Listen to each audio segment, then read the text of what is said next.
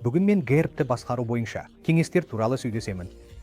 Гастроэзофагеальді рефлюкс ауруы бұл біздің өмірімізде бір кездері бастан кешірген созылмалы жағдай. Сондықтан тиісті диеталық және өмір салтын өзгерту өте маңызды.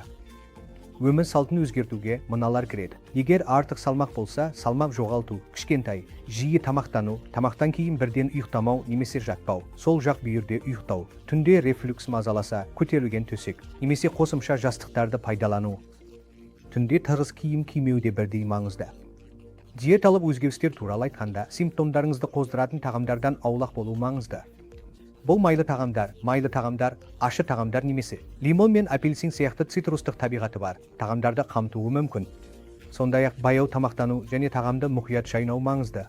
Темекі шекпеу, алкогольден аулақ болу, газдалған сусындардан немесе симптомдарыңызды қоздыратын кез келген басқа тағамдардан аулақ болу. Егер сізде ұзақ уақыт бойы симптомдар болса, егер симптомдарыңыз дәріханадан алынған дәрілермен жеңілдемесе, егер құсықта қан болса, немесе нәжісіңіз қара түсті болса, егер тамақтану қиындықтарыңыз болса, тәбетіңіз жоғалса, немесе салмақ жоғалтсаңыз, онда жағдайыңызды бағалау үшін гастроэнтерологқа мүмкіндігінше ертерек кеңес алу қажет. Рахмет сізге.